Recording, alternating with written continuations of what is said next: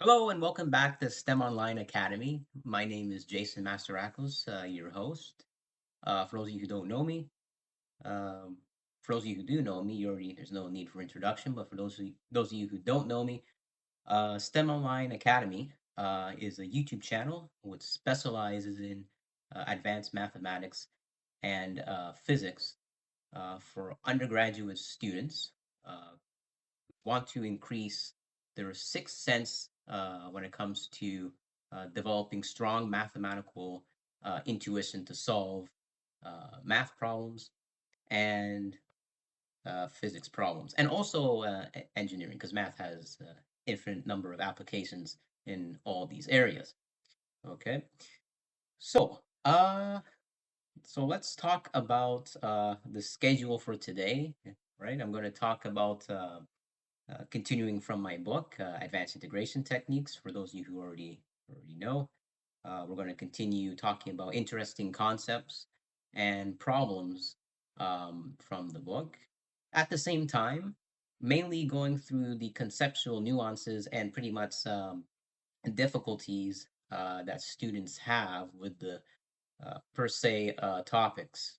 Okay, so that's what we're going to be discussing today in this stream. All right, so let's get to it. Okay, so today we're going to talk about Fourier and Laplace transforms. I'm going to talk about uh, mainly the history of Fourier and Laplace transforms, and also discussing, as I said, conceptual misunderstandings on the topic through uh, mathematical simulations, and maybe looking at a problem here, there, and see if we can solve it. So common misconceptions on the topic at hand. Okay. So we're going to talk about Fourier and Laplace transforms, right? So today's menu specifically is going to be number one, introduction, a bit of fast background on Fourier and Laplace, okay, and the transforms exactly. All right. Two, why Fourier transforms are frequency microscopes. I'll get into that later on. Number three, Laplace transforms and exponential damping, right? I'm going to show you a mathematical model or simulation of this effect in more detail. Okay, we'll get through it. Uh, that's another thing about my channel is I like to make mathematics uh, come alive. So since a lot of the stuff we're going to be doing is applied mathematics, it's very handy to talk about applied math with simulations and visual diagrams to help you conceptually understand it better, and it makes it more fun. Okay, number four, example of a transform of e to negative at. Okay, we'll discuss that and how we calculate that transform, and also, as I said, model it so you can see what is happening in real time. Number five, an application, quantum wavepacket transforms. Okay, and then six will be a summary. Okay, so all of this is from my book, Advanced Integration Techniques, where we master advanced integrals and applications. So it's applied mathematics. Okay. All right, so let's get to it. An introduction. Okay, so let's talk about maybe Laplace transforms. First off, before going to the Laplace transform, let's talk about Laplace himself. Laplace was a mathematician, physicist, and engineer, okay, who came up with a way for calculating from going from different domain spaces. So transforms, whether Laplace or Fourier, is a way to go from one domain space, convert from one domain space to another domain space, right? Graphically, okay? So as you can probably visualize, this would be handy for any type of physical phenomenon that involves, um, you know, signal processing, um, propagators, anything of that nature. Okay, so Laplace transforms are very handy in that sense. Okay, um, what else should we discuss here? The definitions. Let's get through really fast the definitions before I get into some interesting stuff. So, definition one of the Laplace transform.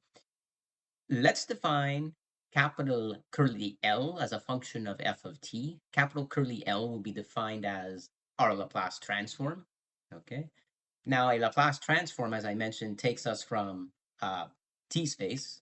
Okay, so we're going from T space to S space. Okay, domains, right? So if you had graphs of these, right, on the side here, okay, yep. So let's say this over here was, let's say, going from T space, right, T Laplace T. Just one second. Sorry for my graphs. F F of T, right? And maybe we had a waveform of this nature. Okay, maybe something like this. And then we want to transpose this to something, let's say in S space. Okay, that's what this is calculating. Okay, so we go to S space and we'll get some other type of graph there, right? So Laplace of f of t is a Laplace transform, takes us from T space to S space domain. And if you can see down here that I've pointed to, the Laplace as a function of f of t, the way to calculate is the improper integral of e to the negative st times f of t dt. Okay, this is really handy in engineering. Okay, so you engineers out there need to know Laplace transforms.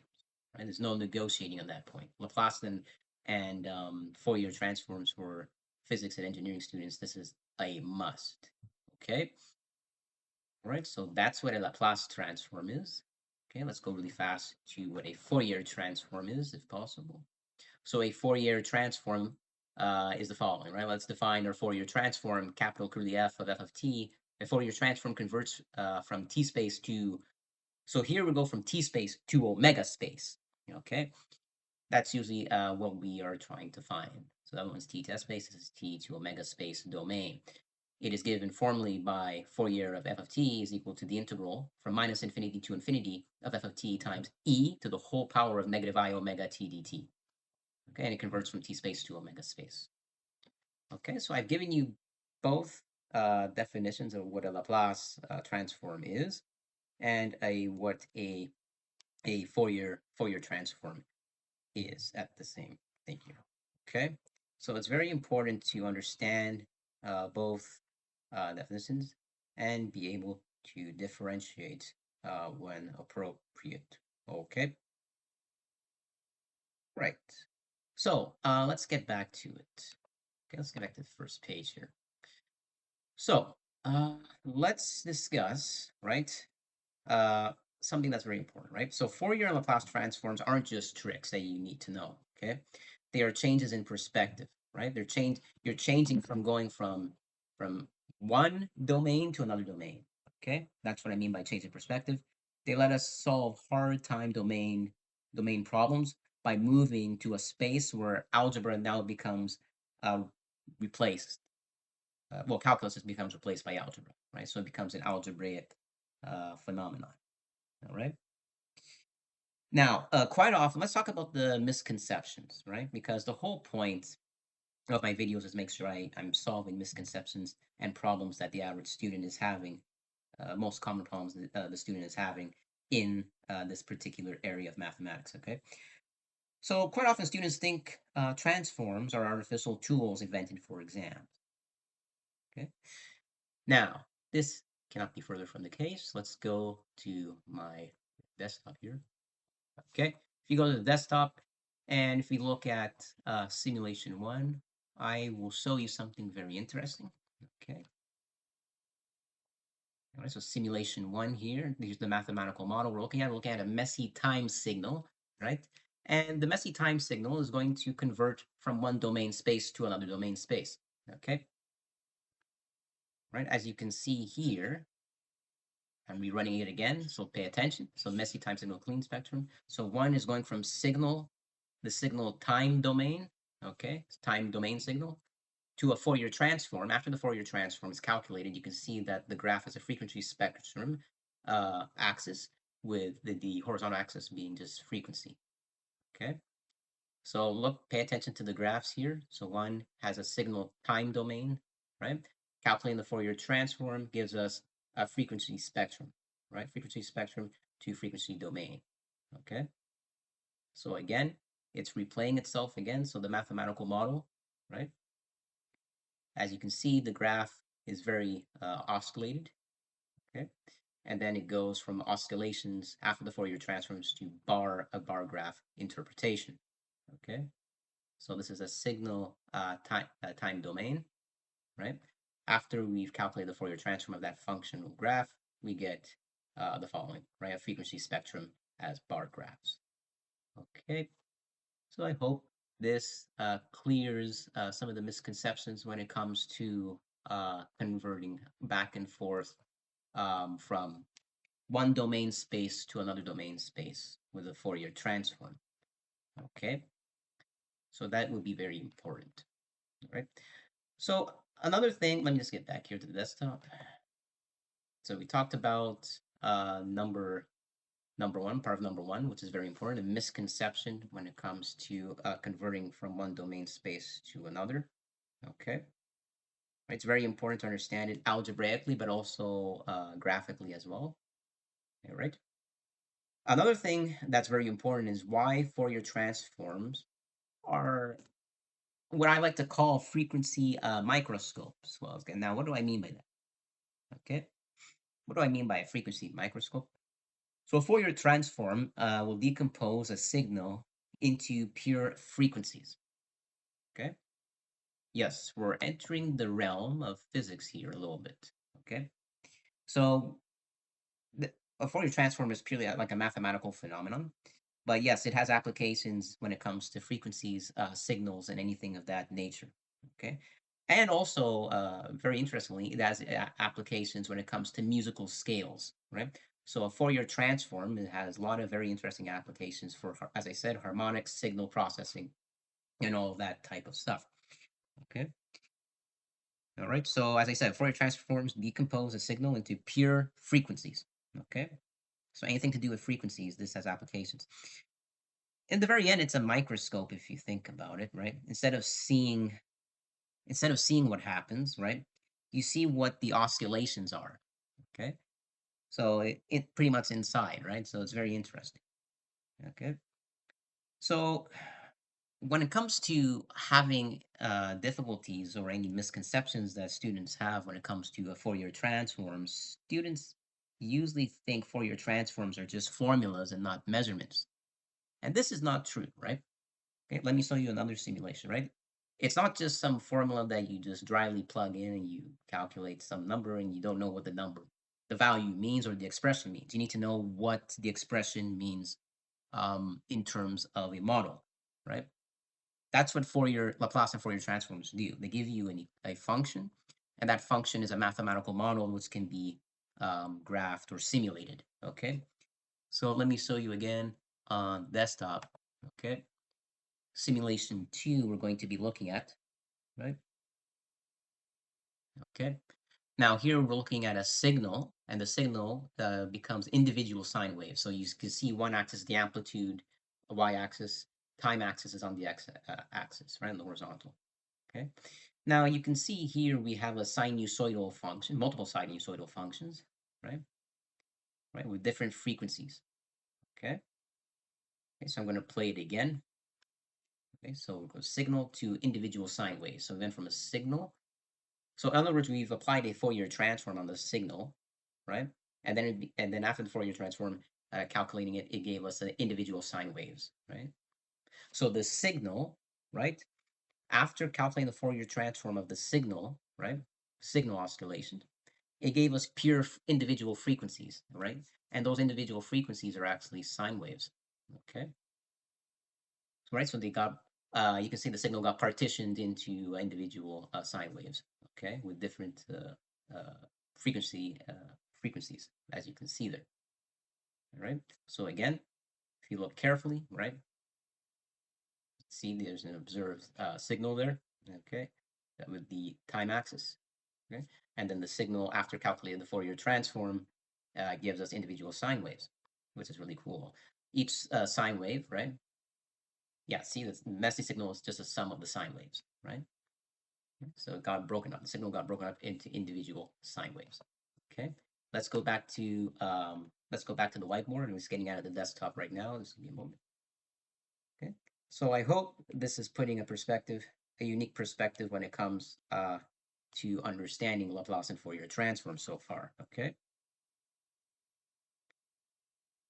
so we've done that. Let's talk about another important misconception or difficulty that students have. Right. By the way, all of these concepts are in my book, so this is taken out of my book. So we're looking at uh, let's look at a Laplace transform and exponential dampening. Yeah, okay.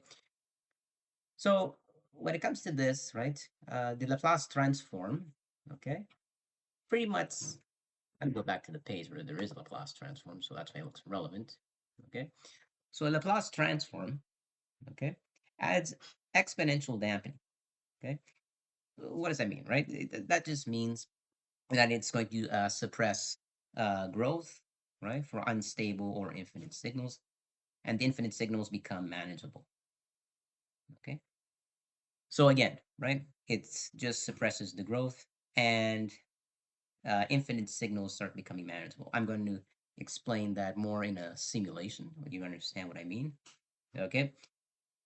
So when it comes to exponential dampening in the Laplace transform, this is a common thing that people have difficulty understanding actually when it comes to this area of applied mathematics. Okay. So we're going to be looking at specifically uh, a dampening effect of the Laplace transform. Okay. Now, when it comes to the dampening effect of the Laplace transform, let's go back to the desktop. Okay. Dampening effects of the Laplace transform. I want to show you two things here. Actually, let's go back here. I have a third page if possible. Dampening effects. So we're going to do two things. I'm going to calculate a Laplace transform of a dampening function e to the negative at and show you that the output from the Laplace transform, right, from T space gives us S space. Okay, so let's do that right now. Okay, so here's the analysis for this. Okay, so we want to prove this is equal to this. Okay, so let's do that. I'll do this fast. Okay, so in order to calculate that this Laplace transform is equal to 1 over S plus A, right?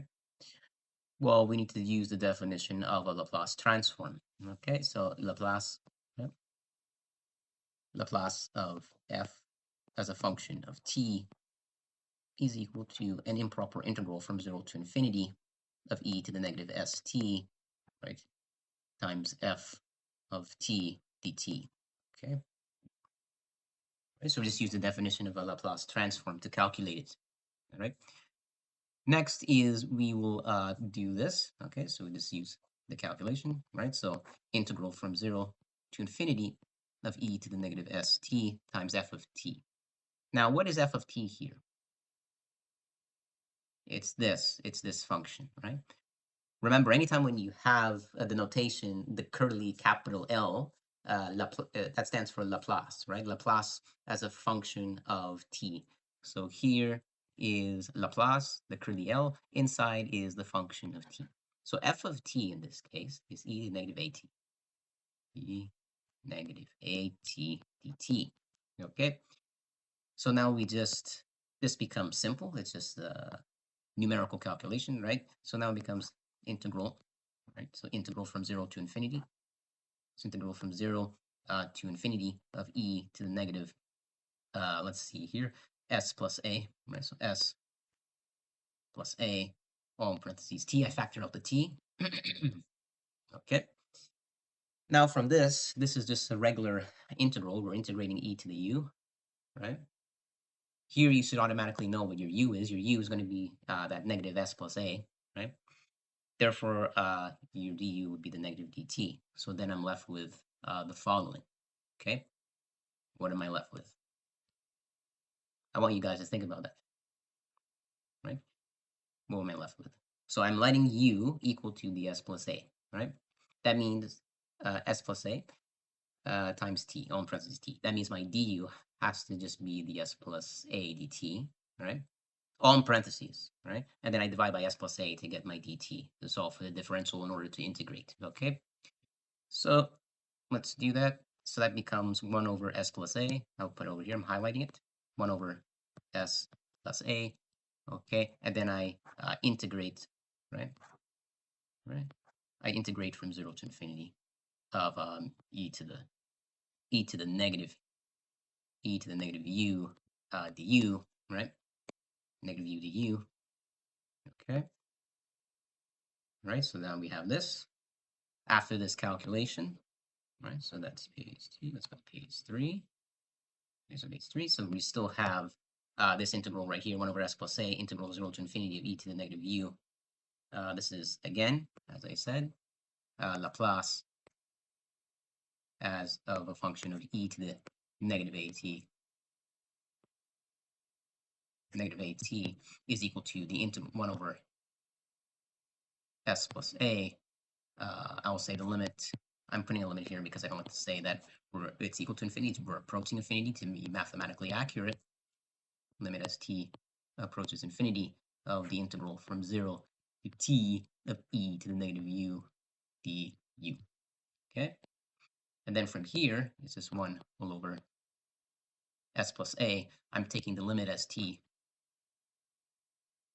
approaches infinity, right?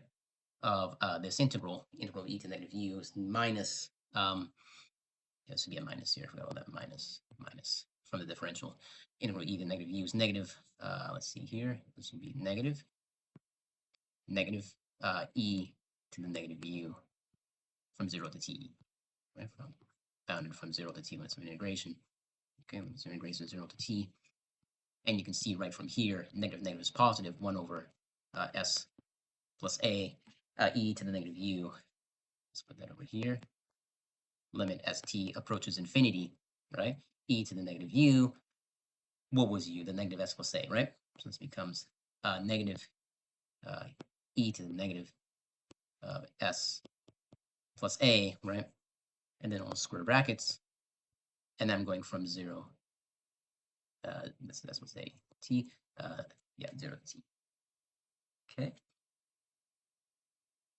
Oh, wait, let me see here. Did I put t in? Yeah, t there, and then minus because fundamental thermocalculus, I'm being silly. Minus e to the negative e to the 0. E to the 0, but e to the 0 is 1. We already know that, e to the 0. Okay, since e to the 0 is 1, that becomes negative 1. This right here, what do you think this e becomes? If we take t approaching infinity,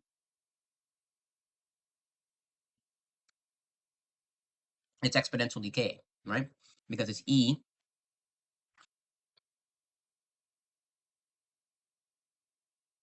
to negative infinity. So that means that our exponential decay curve is like this for e to the negative x. That's not accurate, but I'm trying to draw it as accurate as possible, showing that it's approaching e to the negative x is wrong as an exponential decay curve. And since it's exponential decay, it's approaching the asymptote, which means that it's approaching 0. So this is automatically 0. And if this is 0, this is 0 minus 1. This should have been a negative here. Made a mistake. Yeah. Okay, so negative. Then I'm just left with negative 1 all over s plus a times negative 1. And then we've proved that our Laplace transform of e to the negative at is equal to 1 all over s plus a. So here's the verification. Plus of e to the negative at. Okay, so it's been proved. Okay, so that's what we've just shown here. Let's go to the desktop quickly. Go to simulation 3. Now in simulation 3, I'm going to show you exactly what we just calculated. We're comparing a growing signal before and after multiplying by e to the negative st. Okay, look at the growth signal before, compare it after, right? We have an original signal on the y-axis and the time signal on the x-axis. This is a growing signal, right? After I calculate that exact graph there using a Laplace transform to go from t space into s space, okay? So the first graph on the left is from t space, the growing signal. And then going to s space after the Laplace transform, we have an amplitude versus time axis, okay? And you can see we have a larger and stronger dampening of the wave fronts. Okay. So again, I'm going to show you this phenomenon, right? It's mathematical, but it's also physical too, though. Okay, as you can see here, we're going from the original signal time axis, growing signal, to a more stronger dampening afterwards, right? So you can see the difference comparison between the graphs. Okay, all right. So once again, have some sort of dampening effects of e to the negative at, but it's pretty interesting. After multiplying by e to the negative st, you can see what happens, right? We get this dampening effect. Stronger dampening, actually. And even our expression shows it, okay? Or even our expression shows it, the 1 over s plus a, right? That's a stronger dampening after a Laplace transformation, okay? Very quickly, we're going to go to the fourth interesting fact about this, okay? And that has to do, let me go here. Let's see. Yeah, it also has to do with e to the negative at, right? As I mentioned here, right? The transform e to the negative at is simple because exponentials are just eigenfunctions, right? That's what we're doing here. They're just eigenfunctions of the exponential, okay? This is why Laplace transforms actually turn up in differential equations a lot, okay? Yes, to understand do differential equations, you need to understand Laplace transforms. It's another method of doing it, okay? And the common misconception is that if you memorize tables, then without understanding the structure or what it means, then you have a problem, right? You should not be remembering tables. Don't remember Laplace transform tables. You should understand how to do it, like the way I did it, okay? Understand mathematically how to solve Laplace transforms, right? Both using calculus methods, okay? And also understanding the graphs and models that I'm coming up with, okay? So you should understand all of this easily, okay? Without memorizing the tables, no tables, okay? All right. So let's look at, yeah, I think let's go back to the desktop really quickly. Okay. Number fourth simulation. Okay. This will clear the misconception that I'm talking about, decaying signal of x of t e to the negative at. Okay. That's the Laplace transform we just calculated. Okay. As you can see here, the decaying signal of x of t equaling e to the negative at, right? Right. You can see there, as I've shown you, and I've proven it also algebraically, what's verifies what I did was correct because the model also shows, the computer model also shows that we had an exponential decay. And also when I did the math to prove it, we got an exponential decay when I was calculating the limit as t approaches infinity. So the exponential decay signal of x of t e to the negative at, right, as you can see there. Okay, again, right, x of t versus time, decaying signal x of t equals e to the negative at, right, so there's a decay there. And then after calculating that, the Laplace transform on the left here, we get a pole in the S-plane, right? And that S-plane actually gives us an imaginary and real axis, actually. So yes, that can really link with residues and poles that we've talked about before when it comes to contour integration. Okay, so all of this stuff is actually connected, right? They're not disjoint; they're adjoint, actually. Okay. So I'm just showing you how the decay rate changes from the pole location. That's the point here, okay? In other words, to give you more of a geometric structure from the Laplace transform from T space to S space and how it can help you understand pole locations, okay? All right. I think we've got one more guy here we need to look at, okay? And that is finally, right, we're going to be looking at an application uh, concept, okay, of Fourier transforms. Now, uh, I put this application, it's in my book. All of this is in my book. I'm going everything, all the theory in my book. This is what we're covering, okay?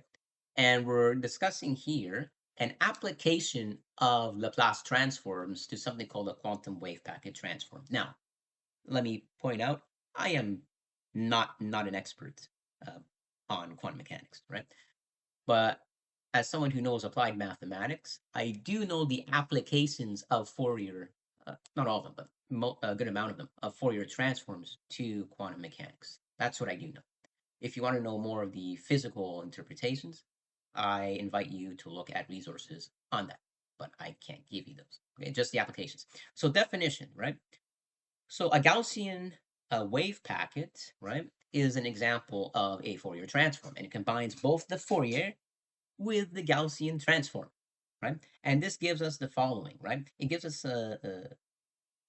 something called a wave function, and a wave function is both a function of the position space and time, right? So wave function, I'll call it the Greek letter psi, okay? That's what we call by wave function.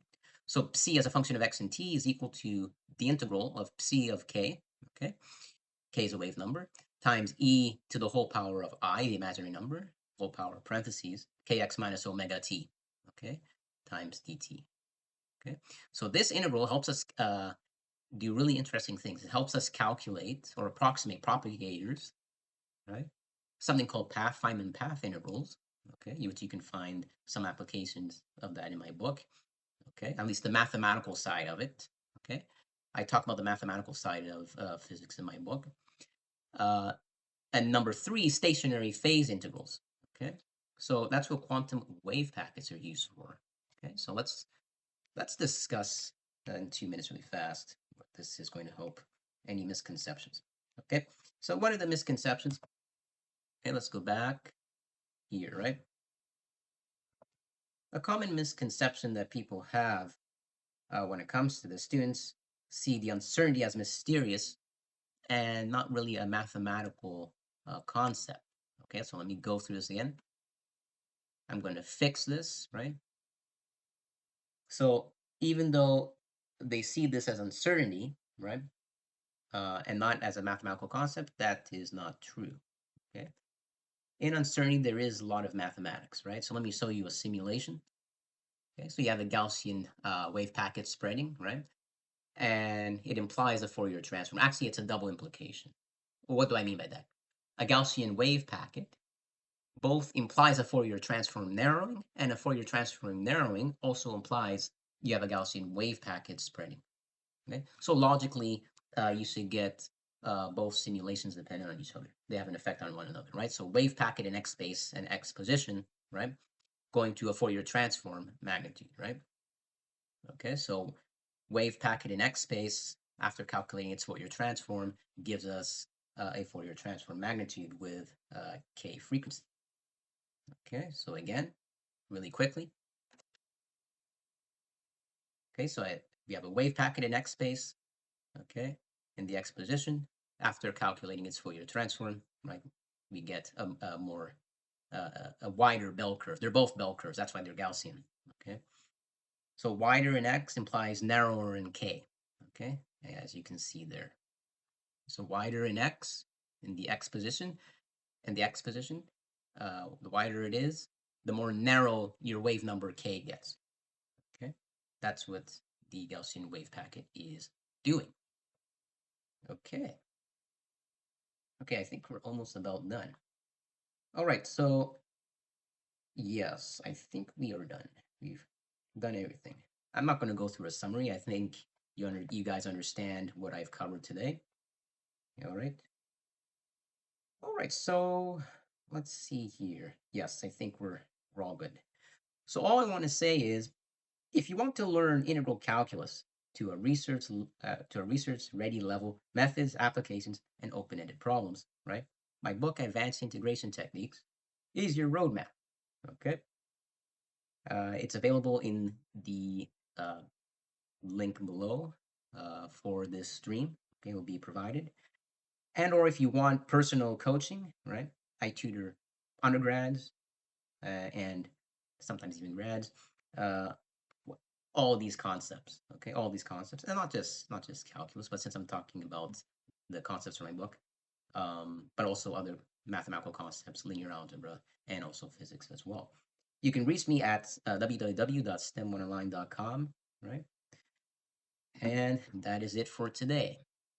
Okay, so I'm not going to do a show on Sunday because that's why I did the stream today on Saturday because I have a Christmas party to attend to. I'll hopefully make a one on Wednesday. I don't know because it's Christmas. I don't know if that many people. I'll try anyways to do a live stream on the usual Wednesday schedule. All right. But besides that, have a great day, and I will see you guys next time. All right. Stay tuned for more STEM Online stuff. Bye bye.